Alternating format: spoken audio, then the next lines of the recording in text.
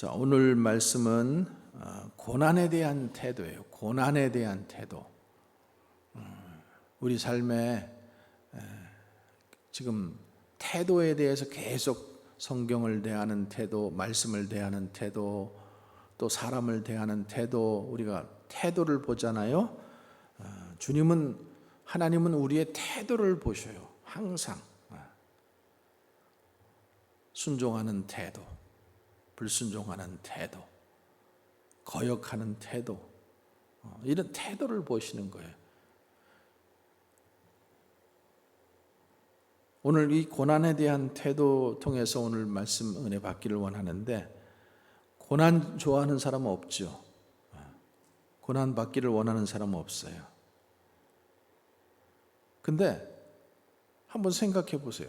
고난 없이 사는 사람이 있을까요? 한 사람도 없어요. 고난 받기는 모두 싫어하지만 고난 없이 사는 사람은 한 사람도 없어요. 그래서 사람은 태어날 때부터 죽을 때까지 고난이 없는 때가 없습니다. 믿습니까? 그런데 같은 고난이라도 우리가 어떻게 그 고난을 대처하느냐, 고난받을 때 우리가 어떤 태도를 가지느냐에 따라서 인생이 성공하는 인생이 될 수도 있고 실패하는 인생이 될 수도 있고 또 행복한 인생이 될 수도 있고 불행할 수도 있다는 거예요. 고난받는 태도를 따라서 그것이 디딤돌이 될 수도 있고 걸림돌이 될 수도 있다는 거예요. 사람들은 우리가 세상의 뉴스 같은 걸 보면 그렇잖아요. 사람들이 어떤 사업에 실패했어요. 사업에 실패했으면 실패했지, 왜 그 고난을 견디지 못해가지고 자기 와이프랑 자식들이랑 모두 데리고 그냥 동반 자살해버리고 그렇게 끝나버려요? 다시 일어서면 되지. 다시 힘을 내서 다시 해보면 되지. 그러니까 고난에 대한 잘못된 태도가 만들어낸 비극이죠. 이게 비극이에요. 요한 세바스찬 바하라는 사람이 음악가인데요. 이런 사람이 있어요. 교회 음악의 아버지. 이 사람은 매주마다 하나님 앞에 아름다운 이 곡을 한 곡씩 지어가지고 하나님 앞에 매주마다 올려드렸어요. 매주마다. 대단하지 않아요? 근데 이 세바스찬 바하는 엄청난 고난받은 사람이에요. 어릴 때 부모가 돌아가셨죠. 결혼했는데 7 자녀를 낳았는데 그가 여행을 떠난 사이에 그 자기 와이프가 병으로 죽고 말아요. 그리고 재혼해가지고 11명의 아들과 또 9명의 딸을 또 두어요. 근데 그 중에 10명의 자녀가 어렸을 때 그냥 죽어버려요. 우리도 어렸을 때 보면 많이 죽었잖아요. 그렇죠? 그런 것처럼 유럽도 옛날에는 많이 죽었어요. 또 그 가운데는 정신도 박야가까지 있었어요. 또 그가 노년에는 앞을 볼 수 없는 그런 장님이 되었어요. 뇌출혈로 쓰러져서 반신불수까지 되었어요. 경제적으로도 풍요롭지도 못했어요. 그래서 자기 부인이 죽었을 때에도 장례를 치를 형편이 안 되어서 빈민구제를 위한 조치로 장례를 대신 치러야 했습니다. 그런데 그가 그 모든 고난을 극복하고 수많은 사람들 마음 가운데 이 정말로 웅장하고 장엄한 찬양과 경배의 이 찬양들을 매주마다 하나님 앞에 올려드렸어요. 그래서 그는 뭐라고 그랬냐면은 모든 음악의 유일한 목적은 하나님께 영광을 돌리는 것이고 사람에게 즐거운 감정을 솟아나게 하는 것이다. 그러면서 그는 하나님의 아들로서 세상 죄를 홀로 담당하시고 사람이 받아야 할 모든 고난을 다 받으시고 구원을 완성하신 그 예수님의 고난에 대한 태도를 본받아서 그 황무지 같은 인생 속에서도 장엄하고 경건한 음악의 꽃을 피웠던 것이죠. 그래서 자신이 작곡한 이 음악 앞에, 오라토리오라는 그 음악 앞에는 항상 뭐라고 썼냐면은 SDG. 이 말이 뭐냐면은 오직 하나님의 영광을 위한 거예요. 라틴어예요. 라틴어. 솔라 데오 그라치아. 하나님의 영광을 위해서.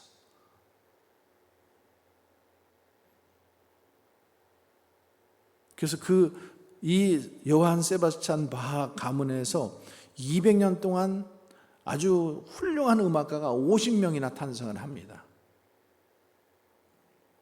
여러분 누구에게나 크고 작은 고난이 있습니다. 질병으로 인한 고난도 있을 수 있고, 가난으로 인한 고난도 있을 수 있고, 또 자녀 때문에 고난도 있을 수 있고, 또 어떤 사고로 인해서, 인간관계로 인해서 여러 종류의 고난이 우리에게 올 수 있습니다. 또 오기도 합니다. 그런데 우리가 그런 고난이 다가올 때 우리 믿는 사람들은 어떤 마음을 가져야 돼, 어떤 태도를 가져야 되는가, 오늘 이 말씀을 함께 나눠보자고 하는 거예요. 첫 번째로 이 고난이 왜 오는가? 첫 번째로 보면은 우리의 잘못으로 인해서 이 고난이 온다는 거예요.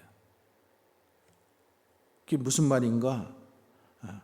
사람이 당하는 고난의 대부분은 자신의 잘못 때문에 오는 경우가 많다라는 거예요. 하나님께 불순종해서 당하는 고난. 이런 경우에, 이런 고난의 경우 우리가 어떤 태도를 가져야 하는가 하면 15절 말씀 한번 같이 읽어보겠습니다. 15절 시작. 너희 중에 누구든지 살인이나 도둑질이나 악행이나 남의 일을 간섭하는 자로 고난을 받지 말아라. 이런 고난을 받지 않아야 하겠다는 태도를 가져야 할 말씀입니다. 우리 이렇게 생각해요. 아유, 아무렇게나 살아도 돼. 뭐 적당히 죄 지어도 아무런 일도 일어나지도 않아. 죄 짓고 사는 사람이 더 잘 살던데. 여러분 지금 괜찮다고 아무렇지도 않다고 생각하면 안 된다라는 거예요. 살인하거나 도둑질하거나 악행을 하거나 또 남의 일에 문제를 일으키며 간섭하는 그것이 괜찮은 것이 아니라 고난이라는 징계로 그 대가가 따라온다라는 거예요. 반드시 따라온다. 먹지 말아야 될 거 먹으니까 지금은 아무 일이 없지만 그게 나중에 병이 돼가지고 우리 몸을 치는 거예요. 언젠가 쌓여서. 부유하다고 절제하지 못하고 그냥 허랑방탕하게 살다 보면은 언젠가 그 풍요가 끝나고 궁핍이 찾아오게 되는 거예요. 그러니까 사람이 당하는 대다수의 고난들은 자신이 잘못된 삶을 살고 또 자신이 실수하고 부주의하고 탐욕스러운 생활 이런 것들 때문에 고난이 다가온다라는 거죠. 그런데 이렇게 고난이 다가올 때 왜 하나님께서 나에게 고난을 주시는가 하고 하나님께로부터 멀어지면 안 된다라는 거예요. 그러니까 이런 고난이 대체적으로 자기 잘못 때문에 다가오는데 우리가 하나님의 아들, 딸이기 때문에 하나님께서 우리를 사랑해서 징계로 주시는데 그 징계를 달게 받을 수 있는 마음이 있어야 된다는 거죠. 히브리서 12장 8절에 보면 징계는 다 받는 것이거늘 너희에게 징계가 없으면 너희는 사생하여 참 아들이 아니니라 이렇게 말씀하고 있어요. 아니 어느 부모가 자식이 지금 잘못하고 있는데 거기에 대해서 잔소리하지 않고 때리지 않고 징계하지 않는 부모가 어디 있어요? 그렇게 하면은 그거는 자기 자식이 아니거나 부모가 없거나 사생하거나 참 아들이 아니라는 거죠. 그러니까 잘못하는 것 때문에 오는 고난은 하나님이 우리를 깨닫게 하셔서 부르시는 하나님의 음성이다. 우리가 이렇게 들어야 된다는 거죠. 그래서 이런 고난을 받지 않기 위해서 어떻게 해야 하는가? 베드로전서 4장 2절 3절을 한번 같이 읽어봅니다. 시작. 그 후로는 다시 사람의 정욕을 따르지 않고 하나님의 뜻을 따라 육체의 남은 때를 살게 하려 함이라. 너희가 음란과 정욕과 술 취함과 방탕과 향락과 무법한 우상 숭배를 하여 이방인의 뜻을 따라 행한 것은 지나간 때로 족하도다. 너희들 그렇게 사는 거 이미 옛날에 그렇게 산 것으로 족하다라는 거예요. 이제는 앞으로는 더 이상 그렇게 살지 말라라는 거예요. 하나님을 구주로 영접하고 예수님을 구주로 영접하고 하나님의 자녀가 되었으면은 이제 이후로는 정욕을 따라 술 취함을 따라 방탕함과 향락함 그런 우상 숭배하면서 이방인을 따라 살던 그대로 그렇게 살지 말라라는 거죠. 여러분, 다윗이 하나님 앞에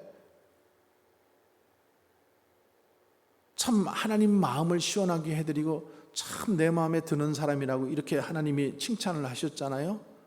근데 그가 범죄할 때가 있었죠.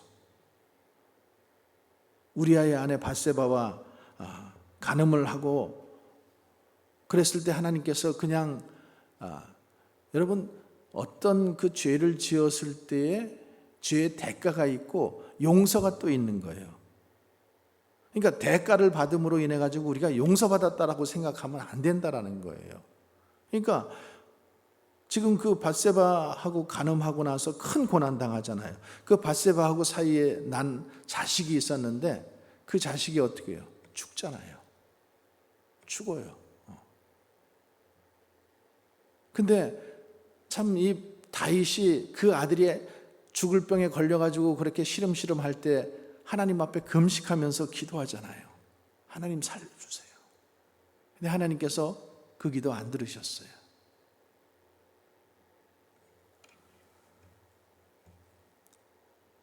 그러니까 우리가 어떤 그 부주의함 때문에 방탕함 때문에 우리가 어떤 죄를 지었을 때 그 죄에 대한 대가가 있고 그래서 우리는 용서함을 구해야 되는 거예요. 근데 오늘 말씀하잖아요. 너희들 그렇게 산 것들 옛날에 그렇게 산 것으로 족하다라는 거예요. 족하다라는 거예요. 이제는 앞으로는 그렇게 살지 말라라는 거예요.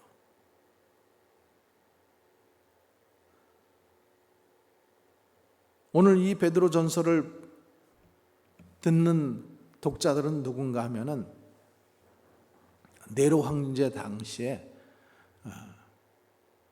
이 네로 황제가 자기가 시적 영감을 받았다고 해가지고 로마 도시를 불살라 버리잖아요. 그리고 불살라 버리고 그 불살은 이유를 뭐라고 자기가 변명을 해요?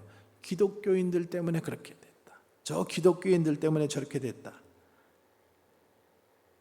그래서 그 수많은 기독교인들을 박해하기 시작하잖아요.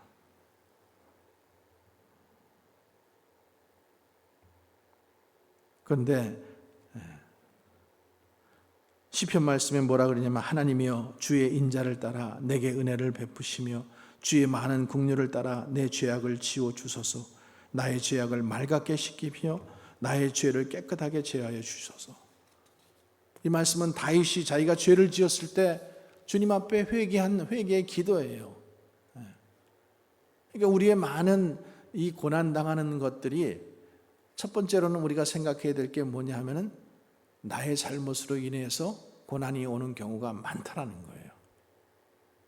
그럴 때 빨리 하나님 앞에 회개해야 된다. 두 번째로는 우리에게 오는 이 고난들은 연단으로 다가오는 경우들이 있다는 거예요. 그래서 그런 고난이 다가올 때 당연하게 받아들여야 된다 이거죠. 내가 특별한 잘못이 없는데 다가오는 고난이 있다라는 거예요. 그 고난은 뭐라는 거예요? 연단으로 우리에게 주시는 고난이다. 이렇게 받아들이라는 거예요. 내 신호등에서 이렇게 서 있는데 뒷차가 와서 나를 쾅 받아가지고 내 목이 삐끗했어요. 이런 고난이 있을 수 있잖아요. 그렇죠? 옆집에서 불이 났는데 그 불이 번져가지고 우리 집까지 타버렸어요. 이런 고난은 내가 잘못으로 인해서 오는 고난이 아니라는 거죠. 그러니까 이렇게 그 다른 그 특별히 잘못한 것이 없는데 다가오는 이 고난들이 있을 때, 우리가 이럴 때에 하나님께서 우리를 연단시키시는구나, 이런 고난으로 우리가 받아들이라는 거예요. 여러분, 성경의 요셉, 하나님의 말씀대로 살려고 했는데 형제들에게 팔려가지고 종으로 팔려가잖아요. 또 팔려간 그곳에서도 그가 성실하게 살려고 하는데 주인집 그 여주인이 유혹을 하잖아요. 그래서 그가 어떻게 돼요? 감옥에 가잖아요. 얼마나 억울해요. 자기가 잘못한 것이 없는데 그런 고난들이 올 때가 있다라는 거예요. 이럴 때는 하나님의 연단으로 그것을 우리가 받아들이라는 거예요. 자, 12절 말씀 같이 읽어보겠습니다. 12절 시작. 사랑하는 자들아, 너희를 연단하려고 오는 불시험을 이상한 일 당하는 것 같이 이상히 여기지 말라. 그러니까 너희들에게 다가오는 시험과 고난이 있는데 이것을 이상한 것으로 여기지 말라라는 거예요. 불시험을, 너희를 연단하려고 오는 이 불시험을 이상한 일로 여기지 말라라는 거죠.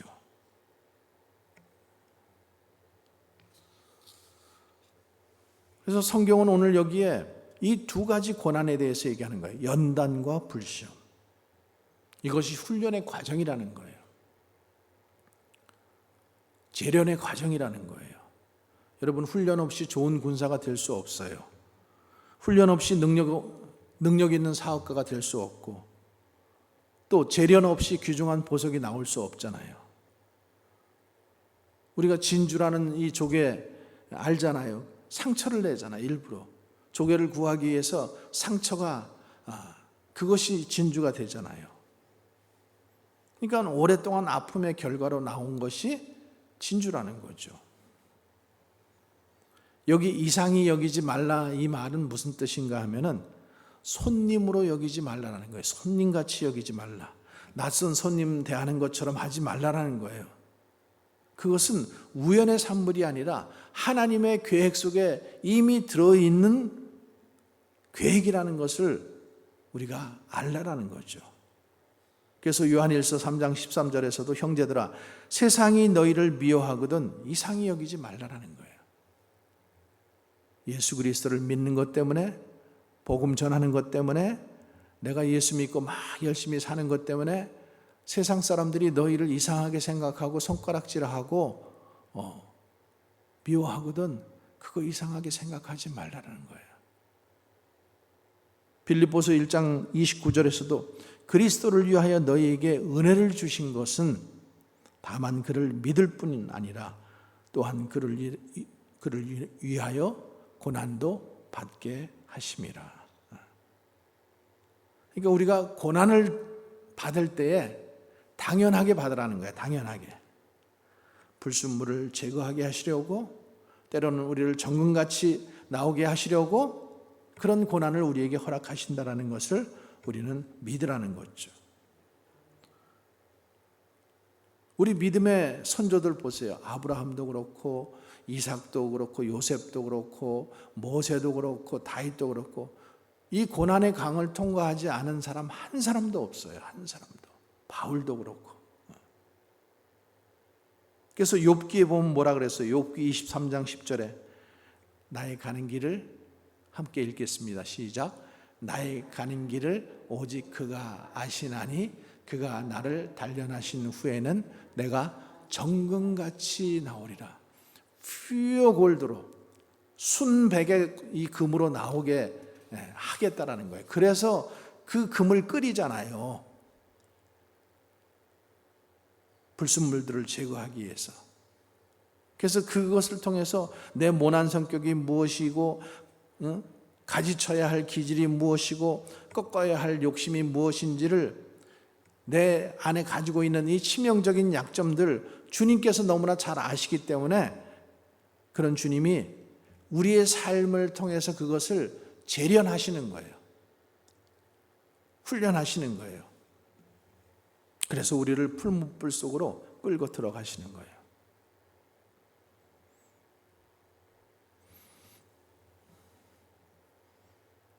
여러분, 정원사가 정원사 아니라도 우리도 그렇잖아요. 가을 되면은 이제 다 저거 떨어지고 나면은 우리가 뭘 해요? 가지치기를 하잖아요. 그러면 가지치기를 하는 것은 내가 이 팔이 잘리는 거잖아요. 내 가지가 잘리는 거잖아요. 아프잖아요. 근데 왜 그렇게 해요? 나무가 더 튼튼하게 자라게 하기 위해서, 그리고 싱싱한 열매를 더 많이 맺게 하기 위해서 가지를 쳐주는 거잖아요. 그러니까 우리가 이런 고난들이 다가올 때, 특별히 믿는 사람들이 이 고난을 당할 때 당연한 것으로 받아들이라는 거예요. 당연한 것으로.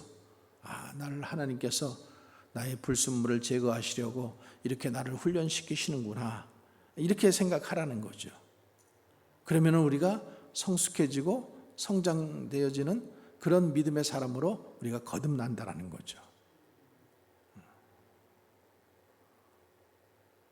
우리가 살다 보면 사기당할 때도 있죠. 근데 사기를 당하고 나면은 우리가 어떤 마음이 생겨요? 내가 좀 더 지혜롭게 살아야 되겠구나. 내가 욕심을 괜히 부렸구나. 이런 마음 들잖아요. 실패를 하면은 그 실패 때문에 다음에는 내가 이렇게 해서 실패하지 말아야 되겠구나. 이런 것을 배우잖아요. 질병이 걸리고 나면은 그래, 건강이 최고야. 그러니까 참 이게 걸어 다닐 수 있고 마음대로 먹을 수 있고 마음대로 배설할 수 있는 게 이게 정말로 하나님의 축복이구나. 이런 거를 우리가 질병 걸린 다음에 알게 되잖아요. 알게 되는 거예요.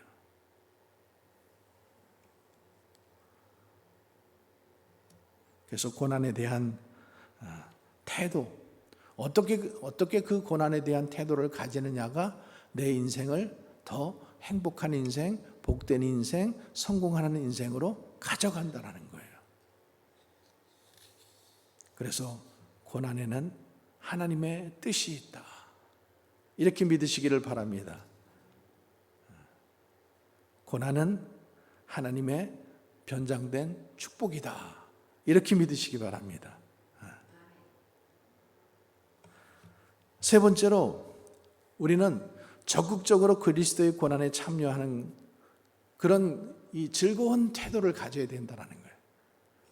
고난 때문에 그냥 힘들어하고, 어떤 사람은 금식 한번 시키면은 온 동네가 다 알잖아요, 그렇죠? 그냥 인상을 쓰고 힘들어가지고 풀떼기도 못 먹은 건 사실이지만,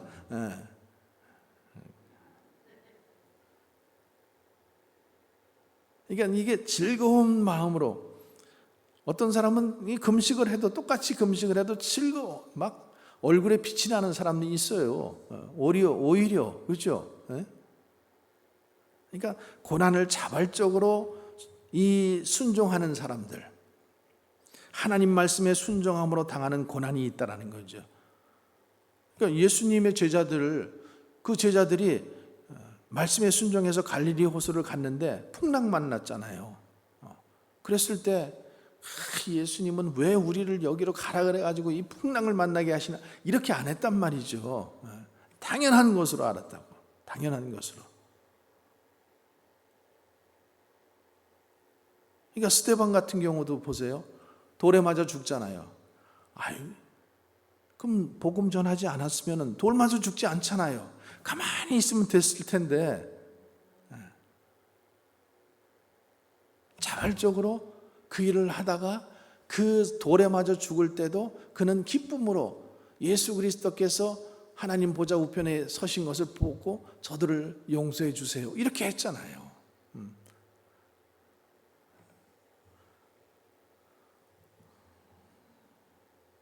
그러니까 이 고난이 인과응보의 결과가 아니라 하나님의 섭리 가운데 일어나는 고난이라고 믿는 거예요.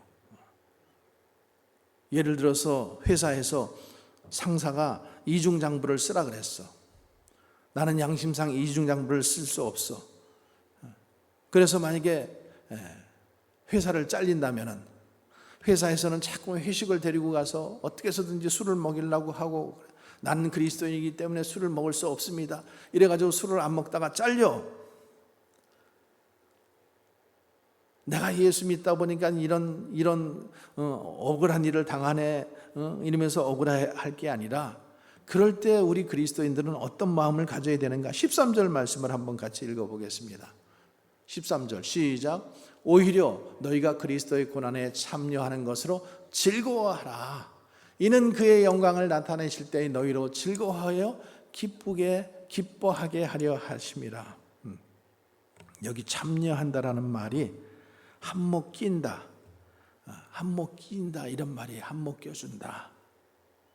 그러니까 그리스도께서 십자가에 당하신 그 고난에 동참하는 것, 자발적으로 거기에 우리가 참여하는 것. 스데반도 그랬고, 베드로도 그랬고, 예수님의 제자들도 그렇고,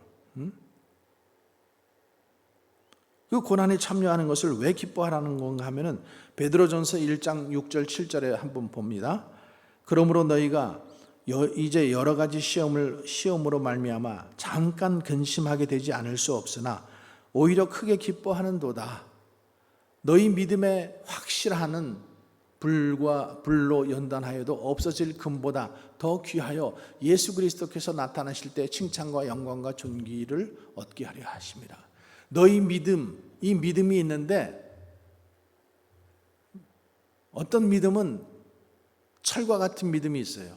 어떤 믿음은 나무같이 단단한 믿음이 있어요. 어떤 믿음은 지푸라기 같은 믿음이 있어요. 근데 불 같은 이 연단, 그 불 속을 통과하면은 나무도 타버리고 지푸라기도 타버리는데, 너희들이 정말로 철 같은 단단한 믿음을 가지고 있으면은 그것이 금보다 더 귀하여 예수 그리스도께서 나타나실 때 칭찬과 영광과 존귀를 얻게 한다라는 거예요.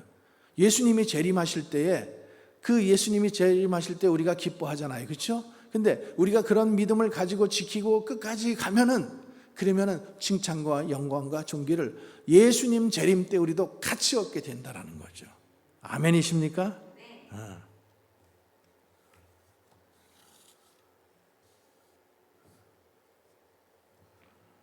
그러니까 베드로가 보세요. 예수님이 십자가 진다 그러니까 예수님 안 돼요, 안 돼요. 십자가 지시면 안 돼요. 내가 죽으러 간다 그래, 안 돼. 그리고 자신은 고난당하는 게 무서워서 피해서 도망가잖아요. 근데 그가 예수님의 부활을 목격한 다음에 어떻게 변해요? 확 변해가지고 완전히 확신을 가진 다음에 성령이 충만해가지고 그 다음에는 이 십자가의 고난 당하는 것을 기쁨으로 감당했다라고 했어요. 예수님은 십자가에 달려 돌아갔지만 나는 예수님처럼 훌륭한 사람도 아닌데 내가 어떻게 예수님처럼 십자가를 질 수 있어? 나는 십자가에 거꾸로 달려 돌아가겠어. 이래서 그 로마 사형장 틀에서 거꾸로 달려서 돌아갔잖아요.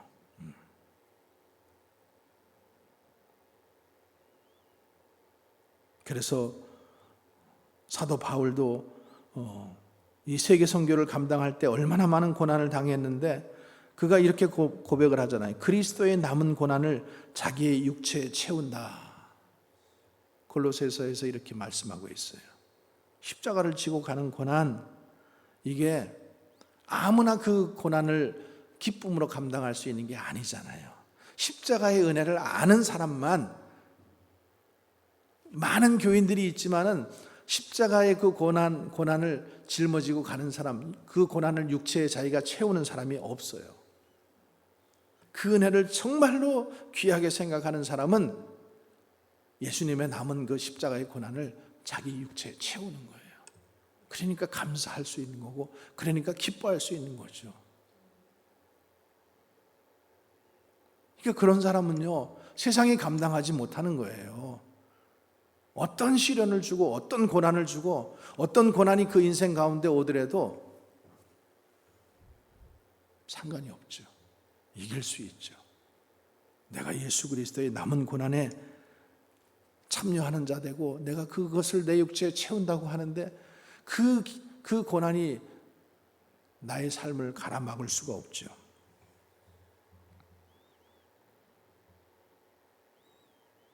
그래서 빌립보서 1장 29절에 그리스도를 위하여 너희에게 은혜를 주신 것은 다만 그를 믿을 뿐만 아니라 또한 그를 위하여 고난도 받게 하십니다.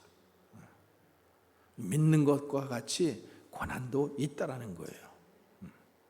그래서 고난에 참여하는 것도 은혜라는 거죠. 은혜예요, 여러분. 그래서 그것을 즐거워하라는 겁니다. 근데 왜 그렇게 즐거워하고 기뻐하는가? 고난에 참여하는 것이 왜 기쁘고 즐거운 것인가를 13절 말씀에 설명하고 있어요. 13절 말씀 같이 한번 읽어볼게요. 시작. 오히려 너희가 그리스도의 고난에 참여하는 것으로 즐거워하라. 이는 그의 영광을 나타내실 때 너희로 즐거워하고 기뻐하게 하려 하심이라. 예수님께서 영광 받으실 때, 예수님께서 재림하실 때, 우리가 천국에 갔을 때 우리가 기뻐하고 즐거워할 수 있는 것은 그렇잖아요. 내가 주님 말씀대로 살다가 왔어.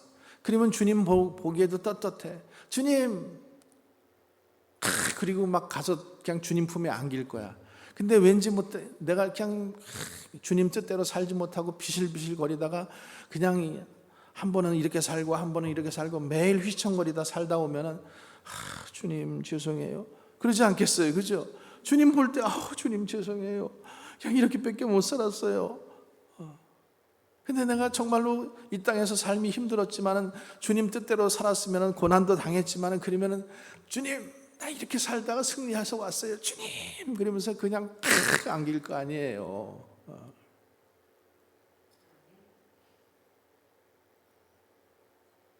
그래서 마태복음 5장 11절에 나를 인하여 너희를 욕하고 핍박하고 거짓으로 너희를 거스려 모든 악한 말을 할 때에는 너희에게 복이 있나니 기뻐하고 즐거워하라. 하늘에서 너희의 상이 큼이라. 너희 전에 있던 선지자들도 이같이 핍박하였느니라. 우리가 특별히 예수 믿는 것 때문에 핍박당하는 거, 또 교회에서 일을 하는 것 때문에 사람들에게 욕먹는 거, 그럴 때 기뻐하라는 거예요. 기뻐하라는 거예요. 그것 때문에 시험 들지 말라는 거예요.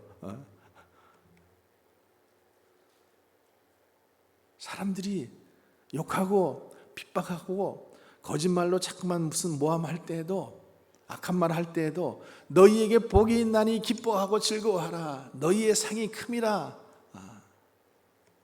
아멘이십니까? 미쁘다 이 말이요 우리가 주와 함께 죽었으면 또 함께 살 것이요 참으면 또한 함께 왕노로 탈 것이요 우리가 주를 부인하면 주도 우리를 부인하실 것이라. 주여, 함께 하면은 그러면은 기쁨이 있어요. 함께 죽었으면 함께 살 것이고, 참으면은 함께 왕노릇 할 것이고, 영광의 보좌의 자리에 같이 갈 것이지만은 우리가 주의를 부인하고 맨날 비실비실하게 살면은 주님도 우리를 너 누구니? 나 너 잘 모르겠는데.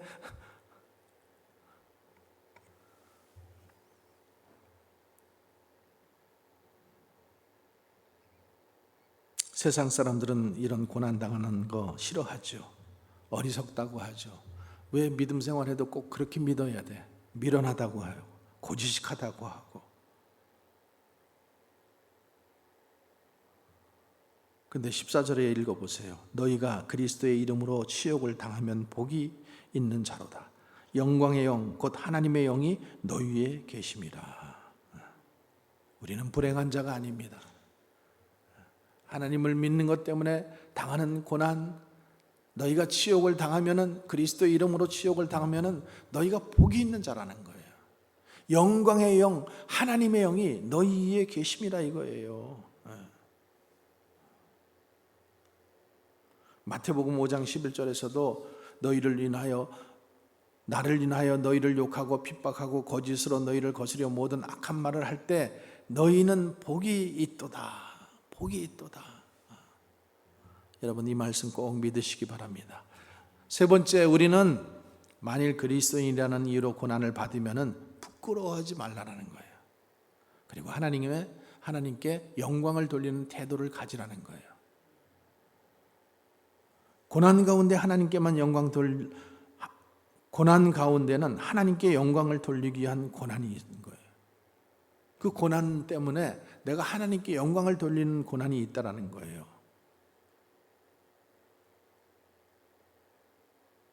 바울처럼 죽은 자를 살리고 수많은 기적을 일으킨 사람이지만은 바울이 자기 병을 고쳐달라고 할 때, 자기 가시가 있어서 그 가시를 고쳐달라고 할 때 내 은혜가 내게 족하다 이러셨잖아요. 그러면서 16절 말씀에 뭐라고 말씀하셔요? 만일 그리스도인으로 고난을 받으면 부끄러워하지 말고 도리어 그 이름으로 하나님께 영광을 돌리라는 거예요. 고난을 부끄러워하지 말라는 거예요. 장애를 부끄러워하지 말고, 질병을 부끄러워하지 말고, 실패를 부끄러워하지 말고, 상실을 부끄러워하지 말라는 거예요. 적극적으로 예수님의 이름으로 하나님께 영광을 돌리라는 거죠.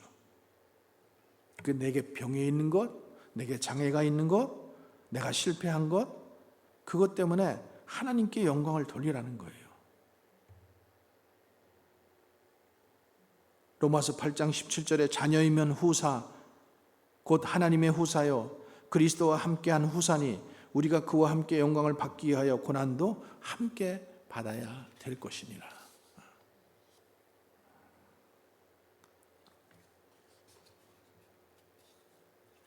네 번째로 우리는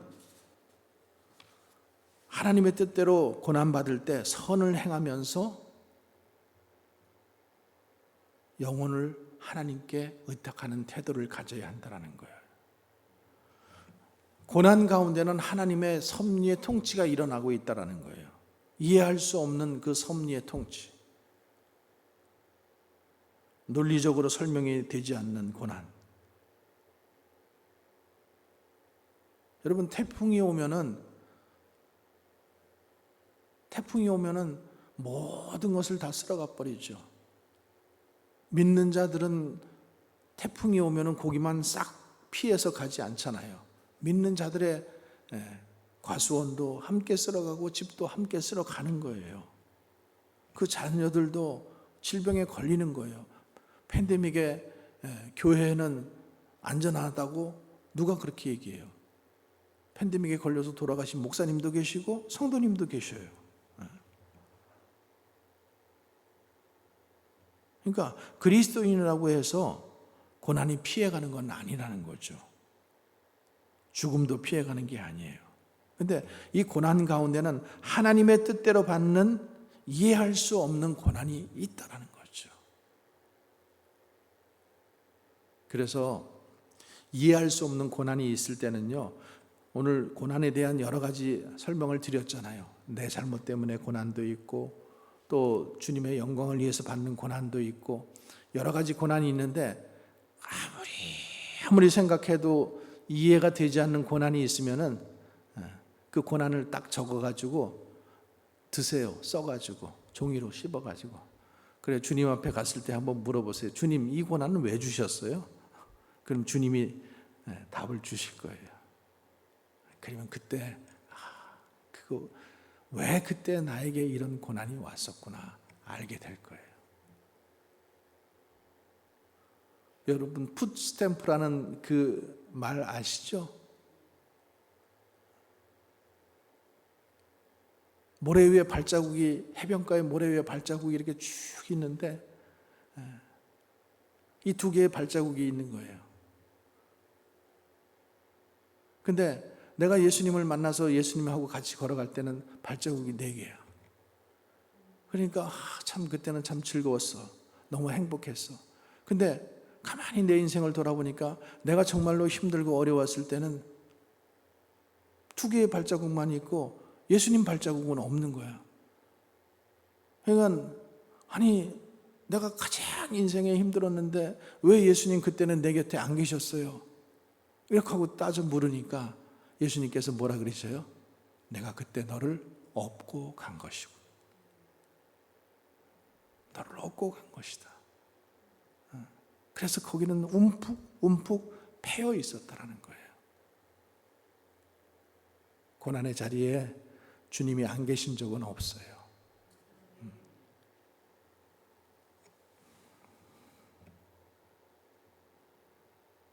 19절 말씀 한번 같이 읽어보겠습니다. 그러므로 하나님의 뜻대로 고난을 받는 자들은 또한 선을 행하는 가운데 그 영혼을 미쁘신 창조주께 의탁할지어다. 고난받을 때 믿음 포기해버리고 고난이 오기 때문에 선 행하던 거 선 멈춰버리고 이러지 말라라는 거예요.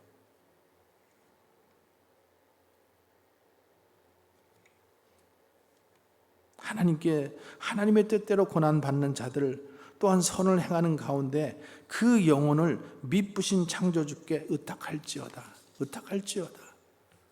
왜 그런가 하면 17절 18절 거기 말씀에 보면 마지막 결산할 때가 있기 때문이라는 거예요. 그게 끝이 아니라 우리에게는 하나님 앞에 서서 마지막 결산할 때가 있는데 이 땅에서는 결산되지 못한 것처럼 보일지 모르지만은 하나님 앞에서는 모든 것이 확실하게 정확하게 다 결산이 된다라는 거예요. 그래서 이 땅의 선행은 그것이 낭비처럼 보이지만은 낭비가 아니라는 거예요. 결코 헛된 것도 아니고 손해도 아니고 고난받는다고 없어지는 것도 아니라는 거예요. 그리고 두 번째로는 미쁘신 하나님께 의탁하는 태도를 가지라는 거예요. 여기 의탁한다라는 말은 우리가 신탁이라는 말이 있잖아요. 트러스트. 그냥 그분께 모든 것을 맡겨버리는 거예요. 돈을 맡기는 거. 그 신탁이라 그랬잖아요. 전적으로 맡겨버리는 거예요. 왜냐하면 하나님은 반드시 우리를 지키시는 하나님이시기 때문에, 믿을 수 있는 하나님이시기 때문에.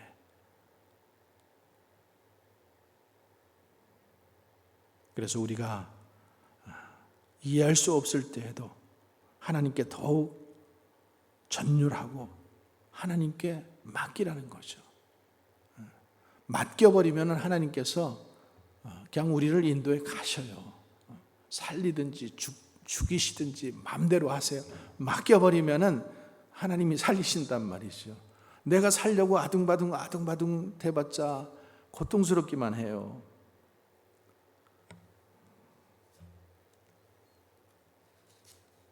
슈베르트라는 음악가 있잖아요. 이 음악가는 자기가 죽기까지 피아노 한 대 없이 음악가로 살았어요. 근데도 그 많은 곡들을 써냈어요.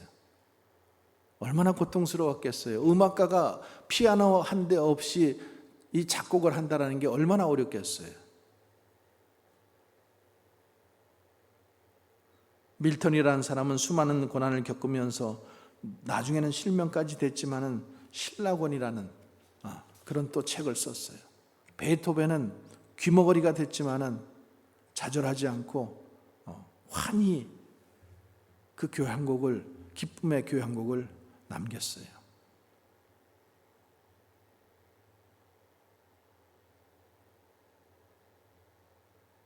고난은 변장된 축복이라는 말이 있습니다. 변장된 축복. 고난도 복이고, 고난도 은혜이고, 고난도 하나님의 영광을 구하는 도구이고, 고난도 겸손의 통로인 것입니다. 오늘 고난에 대한 태도를 우리가 보았습니다. 자신의 잘못으로 고난당하는 고난이 있습니다. 이럴 때는 어떻게 해야 돼요? 빨리 회개하고 통해 자복해야 된다. 또 나를 연단시키시기 위해서 당하는 고난이 있을 때에는 그 고난을 회피하지 말고 당연한 것으로 받아들이고, 그리고 고난을 통해서 우리가 성장하고 성숙해진다라는 것을 우리가 알아야 된다. 또 자발적으로 당하는 고난, 이것은 하나님 말씀에 순종함으로 당하는 고난인데, 이것은 대속의 고난에 동참하는 거예요. 그래서 영원한 천국을 바라보는 것이고, 그분이 이 땅에 재림하시거나 우리가 주님 앞에 갔을 때 정말로 하나님을 즐거워할 수 있는, 기쁨으로 그분을 맞이할 수 있는 그런 고난이라는 거죠. 그리고 고난 중에는 하나님께 영광을 돌리기 위한 고난이 있다라는 거예요. 그래서 고난을 부끄러워하지 말고 하나님께 영광을 돌리는 태도로 끝까지